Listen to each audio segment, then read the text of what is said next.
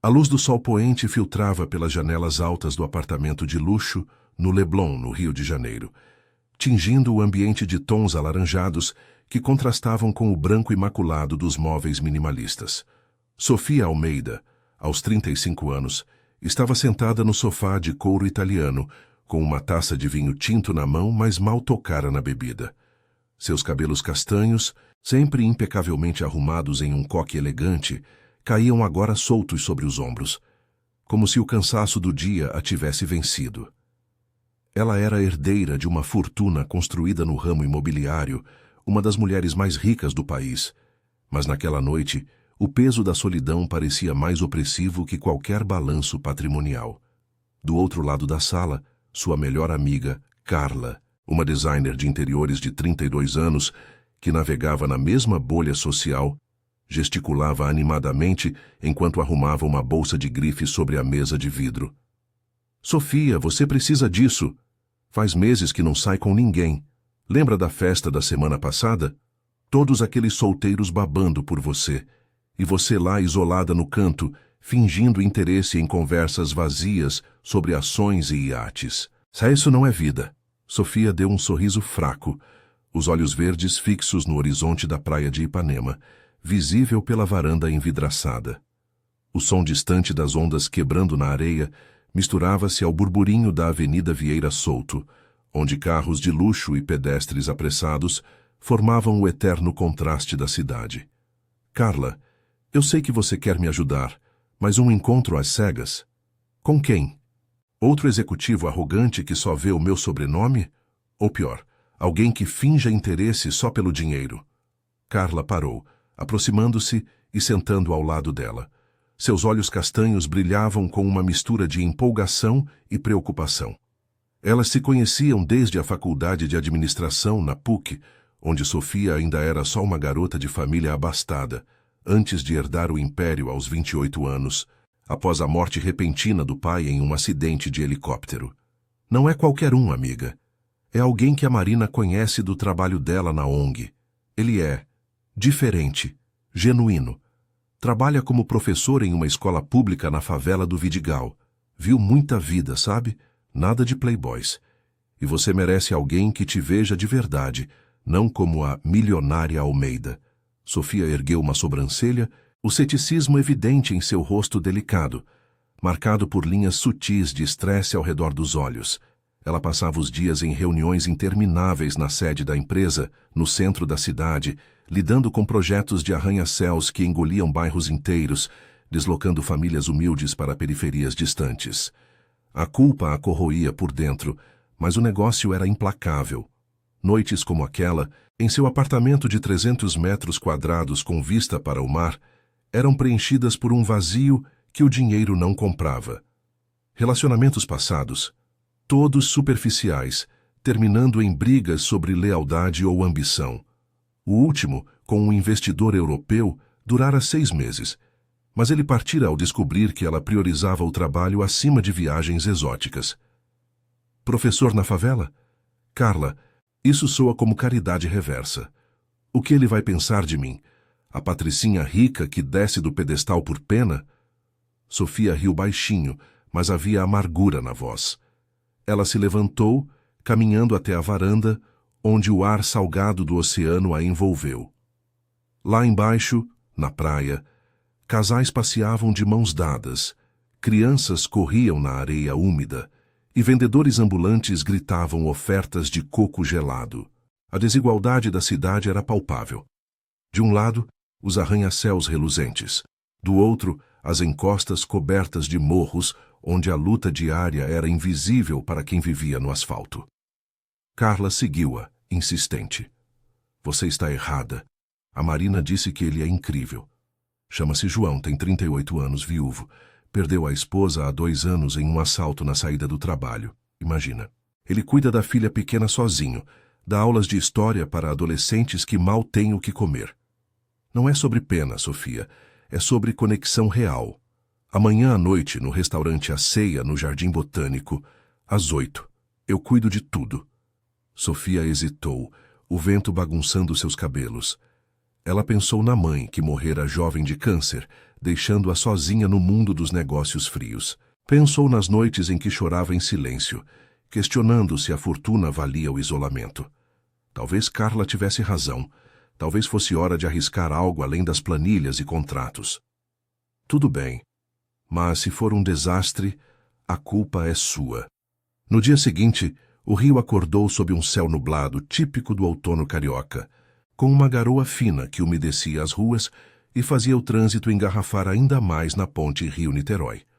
Sofia passou a manhã em uma reunião na Barra da Tijuca, negociando a expansão de um condomínio de alto padrão que ameaçava uma comunidade de pescadores. As vozes dos representantes ecoavam na sala de conferências climatizada. É progresso, senhora Almeida. Empregos, modernidade. Mas ela via os rostos daqueles pescadores em sua mente, deslocados como fantasmas em sua própria cidade. À tarde, em uma pausa para o almoço em um bistrô chique na Lagoa, Carla ligou animada. Ele confirmou: João está ansioso, e ouvi dizer que ele é daqueles que contam histórias que tocam o coração. Prepare-se para ser surpreendida. Sofia desligou o telefone e olhou para o espelho do banheiro do restaurante. Vestia um tailleur cinza discreto, maquiagem leve, nada chamativo. Mas por dentro, uma ansiedade nova a invadia. Não o medo do julgamento social, mas a vulnerabilidade de se abrir. Ela pagou a conta exorbitante com um cartão preto e voltou ao carro, o motorista esperando em silêncio. Enquanto isso, no Vidigal, a poucos quilômetros dali, João Santos preparava-se para o encontro de forma bem diferente. Sua casa era um sobrado simples de tijolos aparentes, com vista para o mar, mas o interior era modesto. Paredes descascadas, móveis de compensado e uma cozinha onde o fogão a gás rangia a cada uso. Ele era um homem negro de 1,85, com o corpo robusto e barriga proeminente que os anos de trabalho árduo e luto haviam moldado. Aos 38, sua pele escura, marcada por rugas prematuras, contava histórias de noites em claro, corrigindo provas e dias ensinando história para garotos que sonhavam escapar da violência das ruas. «Papai, quem é essa tia que você vai encontrar?» perguntou Lívia, sua filha de 6 anos, com trancinhas pretas e olhos curiosos, enquanto ele amarrava os sapatos gastos. João sorriu, ajoelhando-se para beijar a testa dela. «Alguém especial, filha. Uma amiga que pode vir aqui brincar com você um dia.» Ele a deixara com a vizinha, Dona Rosa, uma viúva que cuidava de várias crianças da comunidade. João trabalhava na escola municipal desde os 22, após se formar em História na UERJ, com bolsas e bicos como entregador. A morte de Mariana, baleada em um assalto no ônibus lotado voltando do hospital onde era enfermeira, o quebrara. Mas pela filha, ele seguia. Aulas sobre resistência negra, direitos humanos e a importância de não desistir. No espelho rachado do banheiro, João ajeitou a camisa social emprestada, o colarinho apertado contra o pescoço largo. «Vai dar certo», murmurou para si mesmo, ignorando o peso da barriga que o fazia se sentir inadequado para um mundo de aparências. Ele saiu para a rua estreita, onde motos zigue-zagueavam entre barracos e o cheiro de feijão cozinhando pairava no ar úmido. Pegou o ônibus 233, lotado como sempre, suando sob a garoa que entrava pelas janelas quebradas. Pensava em Sofia. O que uma mulher como ela, de um mundo tão distante, poderia querer com alguém como ele? Mas a Marina prometera que era sincero, sem julgamentos. Às 7h30, o táxi de Sofia parou em frente ao Aceia, um restaurante acolhedor no Jardim Botânico, com mesas ao ar livre sob luzes amareladas e o perfume de jasmins no ar. Ela desceu, o coração acelerado, ajustando o vestido azul simples que escolhera para não intimidar. Do outro lado da rua, João desembarcava do ônibus, o corpo cansado da viagem apertada, mas os olhos cheios de uma esperança tímida. Eles não se viam ainda, mas o destino, tecelado por amigos bem-intencionados, começava a se entrelaçar naquela noite chuvosa do Rio. A garoa fina persistia no Jardim Botânico, transformando as calçadas em um mosaico escorregadio de folhas úmidas e poças que refletiam as luzes amareladas do restaurante A Ceia. Sofia desceu do táxi com um suspiro. o vestido azul colando levemente a pele por causa da umidade. O ar carregava o perfume terroso dos jardins próximos, misturado ao aroma de ervas frescas que escapava das janelas abertas do local. Ela ajustou a bolsa de couro macio no ombro, sentindo o coração martelar como se estivesse prestes a fechar um negócio milionário, não um simples jantar. Respire, Sofia, murmurou para si mesma, enquanto o taxista acelerava de volta à avenida principal, deixando-a sozinha com a expectativa que Carla havia plantado. O restaurante era um oásis discreto em meio ao bairro arborizado, com mesas de madeira rústica espalhadas pelo jardim interno, protegidas por toldos de lona que balançavam ao vento leve. Garçons em uniformes brancos circulavam com bandejas de entradas, e o som suave de um violão tocando bossa nova preenchia o espaço, criando uma atmosfera acolhedora que contrastava com o caos da cidade lá fora. Sofia deu o nome à hostess, uma jovem de sorriso profissional, e foi levada a uma mesa no canto, sob uma pérgola coberta de trepadeiras. Ela se sentou, cruzando as pernas com elegância treinada, mas por dentro uma onda de dúvida a invadia. E se ele não aparecesse? E se o encontro confirmasse todas as suas inseguranças sobre mundos que não se misturam?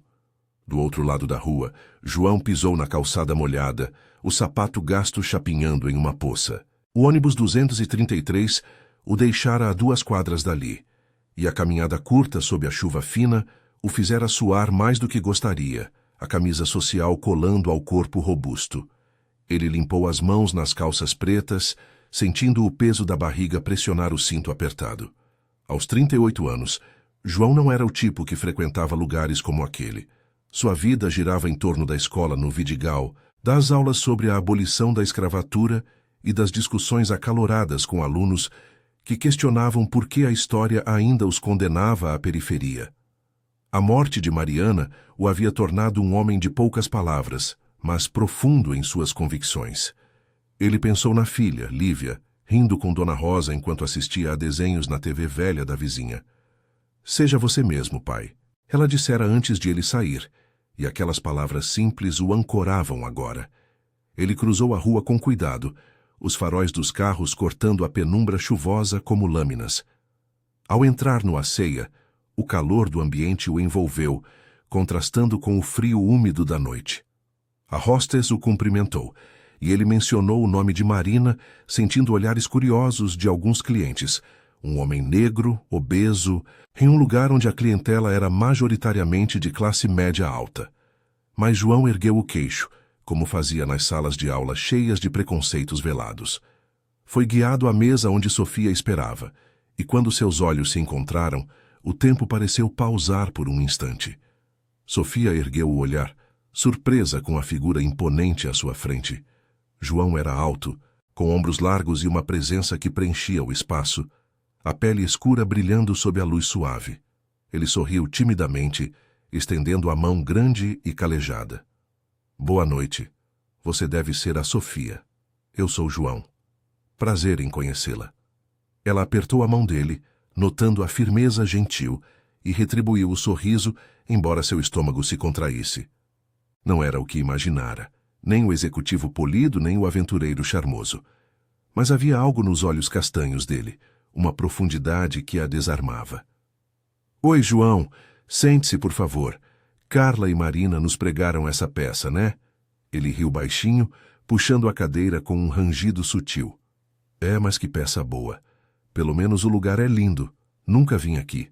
Costumo comer no boteco do seu Zé, no Vidigal, com uma porção de pastel e uma cerveja gelada."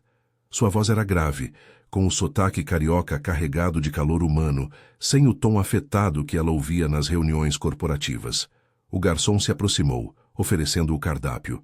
Sofia pediu uma água com gás, enquanto João optou por um suco de laranja, comentando que dirigia o carro da escola e não bebia em serviço, mesmo que fosse folga. Eles começaram devagar, trocando amenidades sobre o tempo chuvoso e o trânsito infernal do Rio. Mas logo, a conversa fluiu para territórios mais pessoais, como se a chuva lá fora dissolvesse as barreiras iniciais. "Então você é professor? Deve ser recompensador moldar mentes jovens", disse Sofia, inclinando-se ligeiramente, genuinamente curiosa. Ela mexia no guardanapo, os dedos finos contrastando com a robustez dele. João assentiu, os olhos se suavizando ao falar da profissão. Recompensador, sim, mas nem sempre fácil. Ensino história na escola pública do Vidigal. Meus alunos vêm de famílias que lutam todo dia para sobreviver. Muitos perdem parentes para violência, como eu perdi minha esposa. Mariana era enfermeira, sabe? Voltava de um plantão no hospital e... um assalto no ônibus. 2 tiros. Faz 2 anos e ainda dói como se fosse ontem. Sua voz embargou por um segundo e ele baixou o olhar para a mesa, traçando o padrão da madeira com o dedo. Sofia sentiu um aperto no peito, a culpa por sua própria vida privilegiada, surgindo como uma onda. Ela pensou nos projetos da empresa, nos despejos que autorizara para dar lugar a torres de vidro. Sinto muito, João. Deve ser devastador criar a Lívia sozinho. Eu perdi minha mãe cedo de câncer e meu pai em um acidente. Fiquei com o peso de tudo nas costas, mas nada comparado ao que você enfrenta. Ele ergueu o olhar, surpreso com a vulnerabilidade dela. Você administra um império, né? Marina mencionou. Deve ser pressão enorme. Eu vejo no noticiário aqueles condomínios na Barra, no Leblon. Mas e as pessoas que saem do caminho? Meus alunos falam disso. Um deles, o Pedro, teve a casa demolida para o seu projeto na semana passada. Ele veio para a aula chorando, dizendo que o sonho de ser engenheiro sumiu porque agora mora num barraco pior. As palavras dele a acertaram como um soco. Sofia engoliu em seco, o rosto corando sob a maquiagem leve. Eu tento equilibrar, mas o negócio é voraz. Ontem mesmo, na reunião, discuti com o conselho sobre realocar aquelas famílias. Prometi apoio, mas sei que é pouco. Seus olhos verdes marejaram, e ela desviou o olhar para o jardim, onde a chuva tamborilava nas folhas. Pela primeira vez em anos, sentia-se exposta, não como a milionária intocável, mas como uma mulher carregando culpas invisíveis. João estendeu a mão sobre a mesa, tocando levemente a dela. Um gesto de solidariedade, não de pena. Ei, não é só a culpa sua. O sistema é assim, né? Mas você está aqui conversando comigo. Isso já é um passo. Meus alunos me ensinam que a mudança vem de conexões reais, não de planilhas. Eles pediram os pratos. Ela, um risoto de frutos do mar. Ele, um peixe grelhado simples. E a conversa se aprofundou. João contou histórias da favela. As festas de samba improvisadas nas lajes, as crianças jogando futebol com bolas de meia, a resiliência das mães que vendiam doces na rua para pagar a luz. Sofia compartilhou fragmentos de sua solidão. Noites em apartamentos vazios, amigos que só ligavam por favores, o medo de ser amada pelo dinheiro, não por ela. Riram de anedotas bobas, como o dia em que o carro dela atolou na areia de Ipanema, e ele descreveu o pânico de um temporal no morro, com o rio de lama descendo a encosta. À medida que a noite avançava, a garoa cessou, deixando o ar fresco e perfumado. Sofia olhava para João não com pena ou julgamento, mas com uma admiração crescente pela força quieta dele. E João, pela primeira vez desde Mariana, sentia uma faísca de esperança, vendo além da fachada rica uma mulher real, ferida como ele. Quando o garçom trouxe a sobremesa, um pudim cremoso que dividiram, as palavras dela sobre sua luta interna os tocaram profundamente, um vislumbre de lágrimas nos olhos de ambos, selando o início de algo inesperado naquela mesa sob as estrelas emergentes do rio. A noite no Jardim Botânico se alongava com uma brisa morna que varria as ruas arborizadas, carregando o cheiro úmido de terra revirada pela garoa recente. As luzes dos postes de ferro forjado iluminavam o caminho de cascalho do restaurante A Ceia, onde Sofia e João saíam de braços dados, um gesto natural que surgira após a sobremesa compartilhada. O pudim cremoso ainda deixava um resquício doce na boca dela, mas era o peso das palavras trocadas que os unia agora, como uma ponte frágil sobre o abismo de suas realidades. Sofia sentia o braço dele firme contra o seu, a pele escura contrastando com o azul pálido do vestido, e pela primeira vez em anos não se importava com os olhares discretos de quem passava. Vamos caminhar um pouco. O ar está fresco, e eu não quero que essa noite acabe tão cedo. sugeriu João, a voz grave ecoando suave no silêncio da rua lateral. Ele ajustou o passo para acompanhar o dela, consciente de que seus 1,85 a faziam parecer menor ao lado. O corpo robusto, marcado pela barriga que o cinto mal continha, não o incomodava mais naquela hora. Era como se a presença dela dissolvesse as inseguranças que o assombravam no espelho de casa. Sofia assentiu, o coração ainda acelerado pelo que havia confessado durante o jantar. A solidão que a consumia, mesmo cercada de luxo, e a culpa que a roía por aprovar projetos que dilaceravam comunidades como a de João. Eu adoraria. O jardim fica logo ali, e a lua está saindo por trás das nuvens. Faz tempo que não ando assim, sem pressa. Eles viraram na rua Pacheco Leão, onde as árvores centenárias formavam um túnel verde, e o som distante de carros na avenida Epitácio Pessoa misturava-se ao canto de grilos noturnos. O ar era perfumado por flores de jabuticaba, e poças remanescentes da chuva refletiam as estrelas tímidas. Enquanto caminhavam, a conversa fluiu para o dia a dia, desvendando camadas que o restaurante não alcançara. João falou de Lívia, sua filha de 6 anos, com um brilho nos olhos castanhos que Sofia nunca vira em executivos cheios de promessas vazias. Ela é minha âncora, sabe? Toda manhã eu acordo às 5 para preparar o mingau e levá-la para a creche antes da aula. Ontem ela me perguntou por que a gente não mora num prédio alto como os da TV. Eu ri, mas doeu. Expliquei que nossa casa no Vidigal tem o mar na janela, e isso vale mais que qualquer vista de shopping. Mas é duro, Sofia. O aluguel sobe, a luz falta nos dias de pico, e eu ensino história para garotos que veem o futuro como uma loteria perdida. Sofia parou sob uma lâmpada amarelada, virando-se para ele. Seus olhos verdes, úmidos pela emoção residual do jantar, fixaram-se nos dele. O vento bagunçava seus cabelos castanhos, agora soltos e selvagens, longe do coque perfeito do escritório. Eu imagino. No meu mundo, tudo parece resolvido com uma ligação para o contador. Mas ontem, na reunião na Barra, discuti com o conselho sobre realocar pescadores para o Guaratiba. Eles choravam nas audiências, João. Mulheres com filhos no colo, dizendo que o mar é a vida delas, não um condomínio de apartamentos caros. Eu autorizei, mas prometi verbas para novas casas. Foi pouco? Sempre parece pouco. Sua voz tremia, e ela apertou o braço dele, sentindo a calosidade da pele, marcada por anos de trabalho manual antes da graduação. João a olhou com uma compaixão que não era pena, mas reconhecimento. O tipo de olhar que ele dava aos alunos quando contava sobre Zumbi dos Palmares ou as quilombos modernos nas favelas. Você está tentando. Isso já é mais do que muitos fazem. Eu vejo isso na escola. Diretores que cortam verbas para merenda, mas pais que doam o pouco que têm.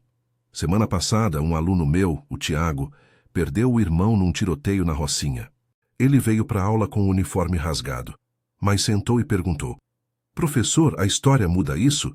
Eu disse que sim, se a gente se unir.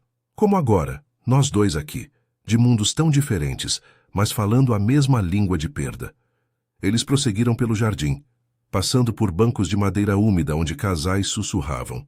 Sofia contou mais sobre sua infância no Leblon, filha única de um pai ausente nos negócios e uma mãe que tentava preencher o vazio com viagens à Europa. Eu viajava para os Alpes enquanto as empregadas limpavam a casa. Agora, gerencio prédios que custam o que elas ganham em 1 ano. Sinto que traí algo, João. Como se o dinheiro me isolasse de gente real. Lágrimas escorreram por seu rosto, quentes contra a brisa, e ela não as enxugou. João parou, virando-a gentilmente para si, e com o polegar calejado limpou uma gota da bochecha dela. Ei, não chore. Você não é o monstro das manchetes. Eu perdi Mariana para um sistema que ignora os periféricos, mas vejo bondade em você. Quando você falou da sua mãe, entendi. A gente carrega feridas parecidas. Minha avó, que criou meus irmãos no Morro da Mangueira, dizia que a dor une mais que o sangue. Talvez isso seja o começo de algo. Seus olhos marejaram também, lembrando as noites em que embalava Lívia chorando pelo colo da mãe ausente. Ele a puxou para um abraço breve, o corpo robusto envolvendo o dela como um escudo contra o mundo. Sofia enterrou o rosto em seu ombro, inalando o cheiro simples de sabonete e suor honesto, tão diferente dos perfumes caros de seus ex-namorados. O abraço se desfez devagar, e eles sentaram num banco sob uma araucária alta, o tronco rugoso ao fundo. João pegou a mão dela, traçando linhas invisíveis na palma fina. Sabe, eu nunca pensei que um encontro às cegas me traria isso. Marina disse que você era especial, mas não imaginava. E você? O que acha de um professor gordo e viúvo de favela? Sofia riu, um som genuíno que ecoou no jardim quieto. Acho que é o melhor que me aconteceu em anos. Você me faz questionar tudo, João. Amanhã eu vou àquela audiência para os pescadores. Não como a Almeida das Torres, mas como alguém que quer mudar. A lua cheia emergia agora, banhando-os em prata, e o som de uma sirene distante lembrava o pulsar da cidade. Mas ali, naquele instante, o rio parecia menor, as desigualdades um pouco menos intransponíveis. Enquanto caminhavam de volta ao restaurante, onde o táxi de Sofia esperava, João contou uma história engraçada de Lívia, pintando o rosto com carvão para imitar um pirata, e Sofia riu até doer a barriga. No entanto, ao se despedirem com um beijo na bochecha, quente, demorado, uma sombra pairou. O mundo lá fora, com seus julgamentos e obrigações, esperava para testar essa conexão frágil. Sofia entrou no carro acenando, o coração cheio de uma esperança nova, enquanto João pegava o ônibus de volta ao Vidigal, o peito leve pela primeira vez em anos. A noite os havia mudado, mas o amanhecer traria desafios que nem as estrelas podiam prever. O sol da manhã seguinte irrompeu sobre o Rio de Janeiro, com uma intensidade que dissipava as nuvens remanescentes da garoa noturna, banhando as ruas do Leblon em um brilho dourado que contrastava com o cinza das preocupações de Sofia. Ela acordara cedo em seu apartamento amplo, o lençol de seda embolado ao redor do corpo, o eco do beijo na bochecha de João ainda pulsando em sua pele. Pela varanda envidraçada, via a praia de Ipanema se agitando, surfistas cortando as ondas azuis, vendedores de mate gelado serpenteando pela areia fofa, e o burburinho distante de turistas e locais que ignoravam as rachaduras invisíveis da cidade. Mas para Sofia, o mundo parecia diferente agora. Menos um palco de isolamento, mais um convite a algo real. Ela se vestiu com um blazer bege e calça social preta, o espelho refletindo uma mulher cujos olhos verdes carregavam uma determinação nova. A noite anterior havia rachado sua armadura. As confissões sobre a culpa dos despejos, o abraço que cheirava a honestidade, as lágrimas compartilhadas que lavavam anos de solidão. Carla ligara às 7, animada como sempre. E aí, amiga, sobreviveu ao professor? Marina me contou que ele não parou de sorrir no caminho de volta. Sofia rira, mas guardara os detalhes para si como um tesouro frágil. Foi incrível. Vamos ver o que rola. Desligou e desceu para o carro, o motorista a levando para a sede da Almeida Imóveis, no centro, onde o trânsito caótico da Avenida Rio Branco a engolia como um rio de metal e buzinas. Na sala de reuniões envidraçada, com vista para o Teatro Municipal e os edifícios históricos engolidos pelo progresso, Sofia enfrentou o conselho. O ar-condicionado zumbia frio, contrastando com o suor que perlava sua testa. Os executivos, homens de ternos italianos e gravatas finas, folheavam relatórios sobre o novo projeto na Barra da Tijuca. Senhora Almeida, a realocação dos pescadores para Guaratiba está quase fechada. Custos mínimos, retorno máximo em 3 anos, disse o diretor financeiro, um homem de meia idade com óculos de armação dourada. Sofia tamborilou os dedos na mesa de mogno, lembrando o toque calejado de João. Não, eu quero mais. Verbas para creches, treinamento profissional, casas dignas, não barracos, e audiências reais, com participação das comunidades. Murmúrios de surpresa ecoaram. Mas isso eleva os custos em 20%, rebateu outro. Ela ergueu o queixo, a voz firme como nunca. Façam, ou eu faço sozinha. Saiu dali com o peito apertado, mas um fogo aceso, pela primeira vez, via seu império não como herança pesada, mas como ferramenta para equilíbrio. Enquanto isso, no Vidigal, João iniciava o dia sob o sol escaldante, que aquecia as lajes de concreto e os fios elétricos pendurados como teias. A escola municipal era um prédio de 2 andares, paredes descascadas pelo sal do mar próximo, com salas lotadas onde o ventilador rangia inutilmente contra o calor. Ele chegara cedo, carregando a mochila gasta com livros de história e o lanche de Lívia, que deixara na creche comunitária da esquina. "Bom dia, professor. Ouvi dizer que ontem você saiu todo chique", brincou a auxiliar, Dona Cida, uma mulher robusta de lenço na cabeça, enquanto varria o pátio de cimento rachado. João sorriu, o rosto escuro corando levemente. "Notícias voam, né? Foi bom, sim. Mas foco na aula." Dentro da sala, 30 adolescentes o esperavam, uniformes amarrotados e olhos cansados de noites, vigiando contra invasões. Ele começou a lição sobre a revolta da vacina, ligando-a ao presente. Imaginem se o progresso ignora a voz do povo. Como agora, com esses despejos na barra. Um aluno meu perdeu a casa para o mesmo tipo de coisa. Pedro, o garoto de 16 anos que mencionara no jantar, ergueu a mão, os olhos inchados de choro recente. "Professor, minha família está no abrigo agora. A senhora rica prometeu ajuda, mas e aí? Vai ser como sempre, conversa fiada." João pausou, sentindo o peso da pergunta. Pensou em Sofia, na vulnerabilidade dela sob as luzes do Aceia. "Não sei, Pedro, mas eu acredito que algumas pessoas mudam. Vamos escrever uma carta para o conselho dela, juntos. Vozes unidas ecoam mais." A aula fluiu com debates acalorados, risadas quando ele imitou um político pomposo, e, no fim, um senso de empoderamento que João cultivava como semente em solo árido. Ao sair, suado e exausto, pegou Lívia na creche. A menina correu para ele, abraçando as pernas grossas. "Papai, a tia da creche disse que você está namorando." Ele riu, erguendo-a no colo robusto. "Quem sabe, filha, quem sabe." À tarde, Sofia mandou uma mensagem para João, os dedos tremendo no celular de última geração.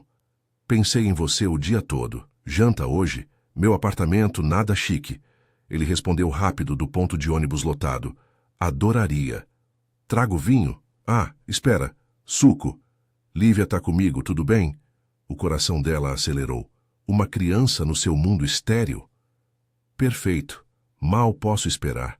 O entardecer tingia o Leblon de laranja quando João chegou, de ônibus e a pé. Lívia de mãos dadas com ele, os olhinhos curiosos brilhando sob as trancinhas. O porteiro do prédio, acostumado a visitas de elite, ergueu uma sobrancelha para o homem negro obeso e a menininha de vestido florido simples, mas abriu o portão sem comentário. Sofia os recebeu na porta, jeans e blusa branca casual, o apartamento cheirando a lasanha caseira que ela aprendera a fazer com a cozinheira.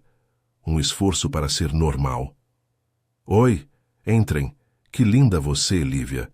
Quer suco de maracujá?" A menina assentiu tímida, explorando o espaço amplo com olhos arregalados. O sofá de couro, a vista para o mar, os quadros abstratos nas paredes brancas. Eles se sentaram na varanda, o som das ondas misturando-se ao riso de Lívia, desenhando no tablet que Sofia oferecera. João, relaxado na cadeira de vime, contou do dia na escola, da carta que os alunos redigiriam. "Você inspirou isso, sabe? Sua luta na reunião hoje me deu esperança." Sofia pegou a mão dele, sentindo os calos contra sua pele macia. "Eu briguei feio. Eles me chamaram de sonhadora, mas pensei em você e no Pedro. Amanhã vou visitar o abrigo em Guaratiba. Quer vir?" Ele hesitou, o peso da barriga pressionando a mesa baixa. "E os olhares? Eu, um professor de favela, do seu lado?" Ela apertou a mão, olhos marejados. "Justo por isso. Você me mostra o real, João. Sem você, eu seria só mais uma Almeida fria."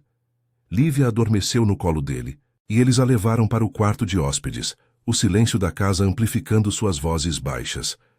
Na cozinha, lavando pratos lado a lado, Sofia se virou, lágrimas escorrendo. "Eu tenho medo, João. Medo de que meu mundo te engula, ou o seu me rejeite. Mas suas histórias, elas me fazem querer lutar." Ele a abraçou por trás, o corpo forte envolvendo o dela, o cheiro de sabonete misturando-se ao vapor da pia. "Eu também tenho medo. de não ser o suficiente para você e para Lívia, mas ontem, no jardim, senti algo verdadeiro. Vamos devagar, mas juntos. As palavras dela, sussurradas contra o peito dele, sobre a solidão que o encontro curara, a culpa que ele aliviara, os fizeram chorar baixinho, lágrimas quentes selando uma promessa silenciosa. Lá fora, a noite carioca pulsava, mas ali no coração do apartamento nascia uma resiliência compartilhada, tecendo fios de compaixão contra as injustiças da cidade. O sol do meio-dia castigava as ruas de Guaratiba, na zona oeste do Rio, transformando o asfalto em uma frigideira onde o ar tremulava de calor. Sofia dirigia o SUV híbrido pela estrada poeirenta, o ar-condicionado lutando contra a umidade que grudava a blusa de linho em sua pele. Ao lado dela, João segurava a mão de Lívia no banco de trás, a menininha de trancinhas balançando as pernas, enquanto olhava pela janela as casinhas precárias alinhadas como sentinelas cansadas. O mar de Sepetiba surgia ao longe, um azul turvo salpicado de barcos de pesca enferrujados, mas o horizonte era dominado por guindastes e tapumes que anunciavam o avanço inexorável do condomínio da Almeida Imóveis. "Mamãe, por que a gente está indo para o mar sujo?" perguntou Lívia, a voz inocente cortando o silêncio tenso do carro. João virou-se para ela, o rosto escuro suado apesar do frescor artificial. "Não é sujo, filha. É o mar dos pescadores, cheio de peixes que a gente come no almoço. Hoje vamos ajudar os tios que perderam as casas." Ele trocou um olhar com Sofia, cujos olhos verdes carregavam uma mistura de determinação e ansiedade. Na noite anterior, na cozinha do apartamento dela, as lágrimas haviam selado uma aliança frágil. Ele prometera acompanhá-la à visita ao abrigo temporário, onde as famílias realocadas aguardavam as promessas de moradia digna. Mas o peso da barriga dele pressionava o cinto de segurança, e o estômago revirava com o medo de olhares julgadores. Um casal improvável, ela a herdeira rica, ele o professor de favela, com uma criança no meio. Eles estacionaram em frente ao abrigo, um galpão improvisado de lona e concreto na beira da estrada, onde o cheiro de sal misturava-se ao odor de comida cozinhada em fogões coletivos. Mulheres com filhos no colo varriam o chão de terra batida, enquanto homens fumavam cigarros sentados em caixotes, os rostos marcados pela exaustão de quem acordava às 4 para remar em águas cada vez mais escassas. Sofia desceu primeiro, o salto baixo afundando na poeira, e João a seguiu, erguendo Lívia no colo para protegê-la do sol impiedoso. "Bem-vindos", disse uma coordenadora da prefeitura, uma mulher de uns 50 anos com uniforme desbotado, estendendo a mão calejada. "As famílias estão reunidas na sala principal. Elas ouviram sobre a visita da senhora Almeida." A sala era um espaço amplo, mas opressivo, com beliches empilhados e paredes finas, que deixavam entrar o zumbido de geradores. Cerca de 20 pessoas os aguardavam em círculo de cadeiras plásticas, olhares céticos fixos neles. Pedro, o aluno de João, estava ali com a mãe, uma pescadora magra chamada Dona Maria, cujos olhos inchados contavam noites de insônia. "Professora Sofia", murmurou Pedro ao vê-los, surpreso, mas João acenou discretamente, um gesto de encorajamento. Sofia pigarreou sentando-se ao lado de João, que colocara Lívia no chão para brincar com um brinquedo improvisado de garrafa plástica. "Eu vim aqui hoje não como a dona da empresa, mas como alguém que errou", começou Sofia, a voz firme apesar do tremor interno. O sol filtrava pelas frestas da lona, projetando listras de luz no chão irregular. "Eu autorizei o projeto na Barra sem ouvir vocês o suficiente. Vi as audiências, ouvi as histórias, mas agi devagar. Agora prometo, as verbas para creches e treinamentos vão sair na próxima semana. E as casas novas? Serão com vista para o mar, como as antigas, não em becos sem sombra." Murmúrios ecoaram, ceticismo misturado a uma faísca de esperança. Dona Maria ergueu a voz, rouca pelo sal e pelo fumo. "Palavras bonitas, moça. Mas e o Pedro? Ele sonha em estudar engenharia para construir pontes que não nos separem do mar. Onde ele vai morar enquanto isso?" João interveio, a mão grande pousando no ombro da mãe do aluno. Sua voz grave, com o sotaque carregado do subúrbio, encheu o espaço como uma âncora. Dona Maria, eu sou professor no Vidigal, e o Pedro é um dos meus melhores alunos. Ele escreveu aquela carta que mandamos para a empresa. Sofia leu e brigou com o conselho por causa dela. Não é conversa fiada, é ação. Eu vi por quê. Bem, porque ela é minha amiga agora. Os olhares se voltaram para eles, curiosos e julgadores. A milionária de pele clara ao lado do homem negro obeso, com a filha misturando-se às crianças locais como se pertencesse. Um homem mais velho resmungou. Amiga? Ou é pena, professor? A gente não precisa de caridade de quem nos tira o teto. Sofia sentiu o rosto corar, o calor do galpão amplificando a vergonha. Mas João apertou sua mão sob a mesa improvisada de madeira lascada, um toque que a ancorou. Não é pena, rebateu ele, erguendo o queixo largo. É respeito. Eu perdi minha esposa para a violência que ignora gente como nós, e Sofia perdeu a família para um mundo que cobra tudo. Juntos, a gente pode mudar isso. Pedro, me diz, o que você precisa para voltar a sonhar? O garoto hesitou, olhando para a mãe, então falou. Livros novos na escola e uma casa onde eu possa estudar sem o telhado pingando. E talvez uma bolsa para a faculdade. A conversa se abriu então, como uma represa rachando.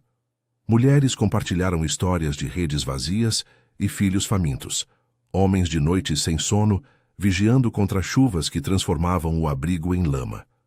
Sofia anotava furiosamente em um bloco, prometendo visitas semanais e parcerias com ONGs para cursos de capacitação. Lívia, alheia ao peso, corria entre as pernas das crianças, rindo enquanto uma menina de 7 anos lhe ensinava a pular corda com uma corda velha. João observava, o peito apertado de orgulho e medo. Orgulho por Sofia, que chorava baixinho ao ouvir uma viúva falar de netos desabrigados. Medo de que o mundo deles, com seus preconceitos, engolisse essa bolha de humanidade. No fim da tarde, quando o sol se inclinava para o horizonte, tingindo o mar de laranja, eles saíram exaustos, mas transformados. Dona Maria abraçou Sofia, um gesto áspero, mas genuíno. Volte, moça, e traga o professor. Vocês dois. Parecem família. No carro de volta, com Lívia dormindo no banco de trás, João virou-se para Sofia, os olhos castanhos brilhando com lágrimas contidas. Você foi incrível lá dentro. Enfrentou o julgamento deles, e o meu também, no fundo. Eu tinha medo de que parecesse falso, mas não foi. Ela estacionou em uma praia deserta na saída de Guaratiba, o motor ronronando baixo enquanto o vento salgado entrava pelas janelas abertas. Eu também tive medo, João, de ser vista como a patricinha salvadora, mas você me deu coragem suas palavras na sala, sobre perda e união. Me fizeram chorar por dentro. Eu não sou mais a mesma. Amanhã, no conselho, vou propor um fundo permanente para comunidades como essa. Por você, por Lívia, por Pedro. Ele se inclinou, o corpo robusto preenchendo o espaço entre os bancos, e a beijou pela primeira vez. Um beijo salgado de lágrimas e mar, demorado e cheio de promessas. Você nos salvou hoje, Sofia. Não só eles, mas a mim. Eu te amo, mesmo com todos os medos. As ondas quebravam suaves na areia, ecoando o pulsar de seus corações acelerados. Mas no retrovisor, Sofia via as luzes distantes do progresso devorando a costa, um lembrete de que a batalha estava longe de acabar. O telefone dela vibrou, uma mensagem do conselho, questionando os custos extras. A sombra da resistência corporativa pairava, testando a resiliência que haviam construído. João apertou sua mão, e juntos enfrentaram o entardecer, sabendo que o amor deles, nascido de injustiças compartilhadas, era a força que mudaria tudo. O entardecer em Guaratiba se estendia como uma tela alaranjada sobre o mar de Sepetiba, as ondas preguiçosas lambendo a areia cinzenta, enquanto o SUV de Sofia ronronava de volta à estrada principal. O beijo ainda pairava no ar confinado do carro, um selo quente e salgado que misturava lágrimas, suor e a brisa marítima que entrava pelas janelas entreabertas. João, com o corpo robusto afundado no banco do passageiro, apertava a mão dela sobre o câmbio, os dedos calejados entrelaçados aos finos e macios. Lívia dormia profundamente no banco de trás, a cabecinha inclinada contra o cinto, alheia ao turbilhão que unia seus mundos. O telefone de Sofia vibrava insistentemente no console, mensagens do conselho piscando na tela. Custos inaceitáveis, reunião urgente amanhã, revise a proposta. Ela desligou o aparelho com um gesto seco, o rosto pálido marcado por linhas de fadiga sob o sol poente. Eles não vão facilitar, João. O diretor financeiro me chamou de ingênua na última ligação. Diz que verbas para creches e treinamentos vão afundar o lucro trimestral. Mas eu não volto atrás. Não depois de hoje. Sua voz tremia, não de dúvida, mas de uma raiva justa que fervia contra o sistema que a moldara. O trânsito na saída da Zona Oeste engarrafava com caminhões de construção. O cheiro de diesel misturando-se ao sal. Um lembrete das escavações que devoravam comunidades como a de Guaratiba. João assentiu, os olhos castanhos fixos no horizonte onde os morros se erguiam como sentinelas silenciosas. Eu sei. Meus alunos enfrentam isso todo dia. Promessas que evaporam como a chuva no asfalto quente. Mas você mudou o jogo lá no abrigo, Sofia. Dona Maria te abraçou. Isso não é pouco. Lembra do que eu disse na sala. Vozes unidas ecoam. Leve Pedro e os outros para a reunião amanhã. Deixe que eles falem. Ele pausou, a barriga pressionando o cinto enquanto se virava para ela, o sotaque carioca carregado de uma ternura protetora. E eu vou com você. Se o mundo me julgar, que julgue. Você me deu forças para isso. O carro serpenteou pela Avenida das Américas, o sol mergulhando atrás dos prédios da Barra da Tijuca, deixando o céu em tons de violeta e laranja. Sofia sentiu um aperto no peito, pensando nas noites solitárias em seu apartamento, onde o eco das ondas era o único companheiro. Agora, com João ao lado, o vazio parecia preenchido por algo palpável, uma conexão forjada em confissões e abraços que desafiavam as barreiras da cidade. Eu te amo também, sussurrou ela, ecoando as palavras dele do beijo, mesmo com os medos, mesmo com o conselho me odiando amanhã. Na manhã seguinte, o centro do Rio acordou sob um céu encoberto, a umidade do ar fazendo o suor grudar nas roupas antes mesmo das 8 horas. A sede da Almeida Imóveis erguia-se como uma fortaleza de vidro e aço na Avenida Rio Branco, refletindo os bondes amarelos e os pedestres apressados que lotavam as calçadas. Sofia chegara cedo, o blazer cinza impecável contrastando com o tremor interno. João a esperava na entrada, de camisa social emprestada e calças pretas que apertavam a cintura, Lívia de mãos dadas com ele, o vestidinho florido balançando ao vento. Atrás deles, um grupo pequeno de 10 pessoas do abrigo. Dona Maria, Pedro e outras famílias, transportados em um micro-ônibus fretado por Sofia. Os olhares dos funcionários no lobby se voltaram, um misto de curiosidade e desdém para o homem negro obeso e o séquito periférico invadindo o ar-condicionado estéril.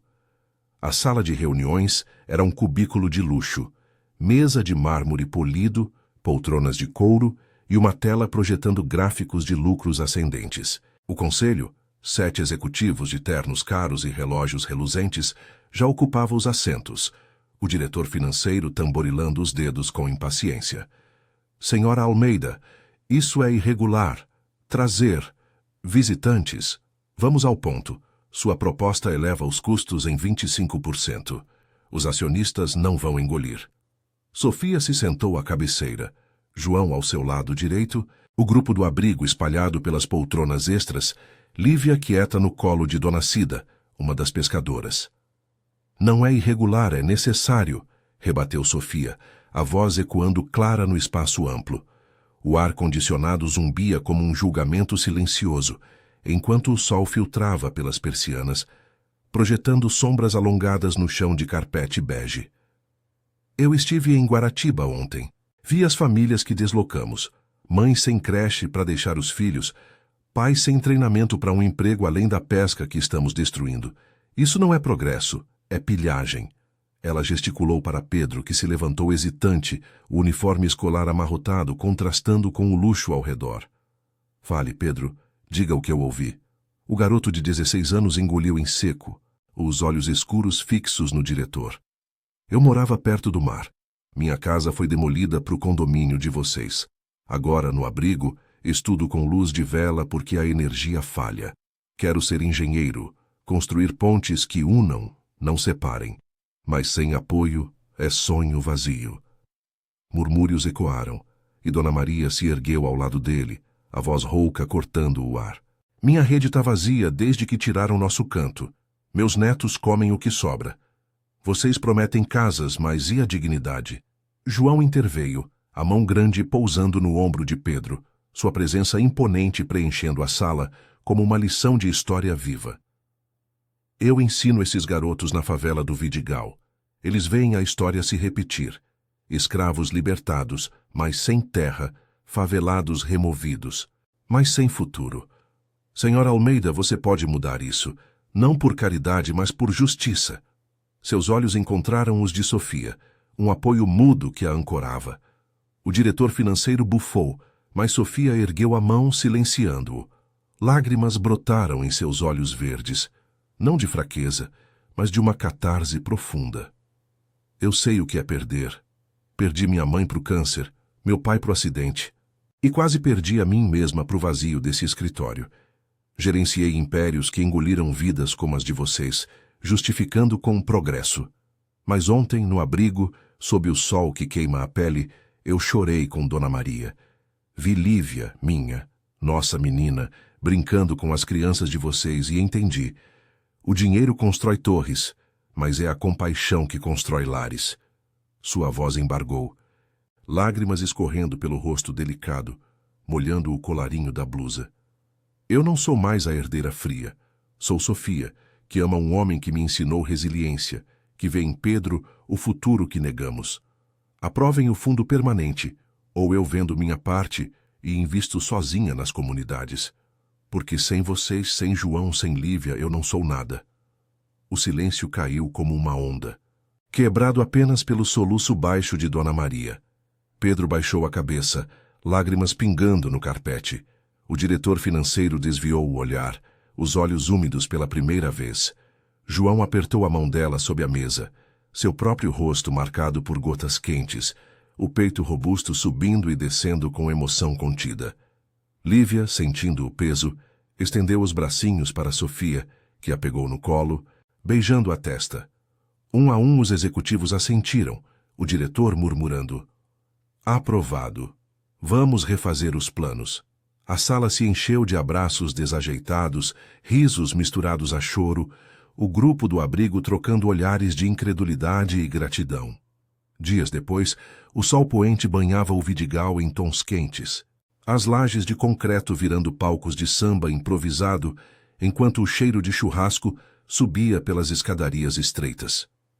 Sofia, agora uma presença constante, ajudara a reformar a escola de João com verbas do novo fundo, salas com livros novos, creche anexa e um muro que protegia contra as chuvas. Ela e João caminhavam de mãos dadas pela rua de paralelepípedos irregulares, Lívia correndo à frente com Pedro, os dois rindo de uma bola improvisada. Você mudou tudo, disse João parando sob uma árvore de jabuticaba, os frutos maduros caindo como bênçãos. Suas palavras naquela sala nos deixaram em lágrimas, mas nos deram esperança. Sofia sorriu encostando a cabeça em seu ombro largo, o vento salgado bagunçando seus cabelos. Nós mudamos, juntos. O rio é grande, mas o amor é maior que as desigualdades. A cidade pulsava ao redor, ondas na praia distante, buzinas no asfalto, vidas entrelaçadas em resiliência. E ali, no coração da favela, eles encontraram o verdadeiro lar, transformados pela bondade que as palavras dela haviam semeado.